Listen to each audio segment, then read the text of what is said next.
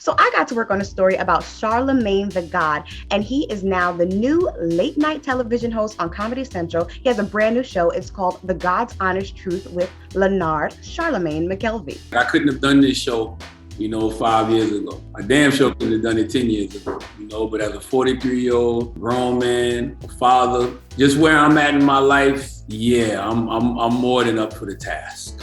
So when it was first announced that Charlamagne was getting his late night TV show on Comedy Central, I knew I had to get on this story ASAP because I am a fan of Charlamagne. I've been a fan of Charlamagne's for well over 10 years now.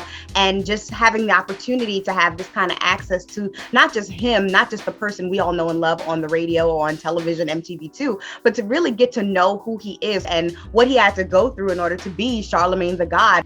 And now one of the really influential voices on Comedy Central. I was like, oh yeah, Asia, we're locking in. Walk me through what we're gonna see. What can we expect? Well, we're focusing on one topic per episode. And that one topic per episode is going to be dissected. We're talking about mental health and mindfulness. It's a lot of different topics. But you go in there, you're not afraid to go there. As a reporter, you get to interview and come in contact with a lot of people that you've admired over these years. I've interviewed some great actresses like Angela Bassett or Michael B. Jordan, and here now I'm interviewing Charlamagne Tha God. So it was a big deal for me. And it is sometimes hard to contain myself, but I'm a professional first and foremost. But you do have that moment where it's like, wow, you're someone I looked up to. You're someone I watched as a kid. You're someone I watched on television last night. And now we're having a face-to-face conversation. It's just a wonderful kind of component of being a journalist. You do realize that they are real human beings, that they didn't just wake up and become famous or wake up and become rich or successful.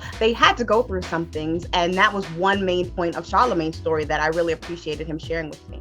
So if you could speak to 10-year-old Lenard, what would you tell him? How would you empower him? Oof. Man, I would tell him, look, man, you're going to make a lot of mistakes on the way. You're never going to stop learning. What's one thing you overcame that really empowered you to be the God? Man, my own insecurities. I don't want to say self-worth, my lack of worthiness.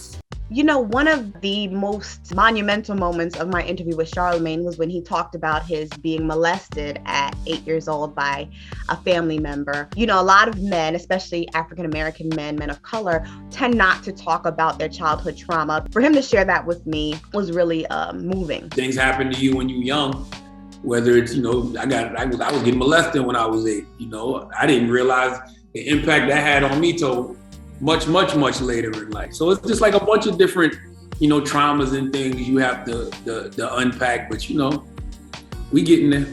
That's it. It's an ongoing process. When celebrities, namely Charlamagne in this instance, share their personal traumas with me, it is a very delicate situation. I, as a journalist, have responsibility to be extremely responsible with that information. So I make sure that when they share that with me, I'm not injecting anything. I'm not asking questions immediately. I'm letting them tell their story. As they're doing their own private processing and therapy, separate and apart from this interview, speaking to me about it is another form of therapy. It could be therapeutic for them to share that. And then when I'm writing about it, I want to make sure that it's done in a way that honors them as someone who is a survivor, not a victim. 2021, I'm here.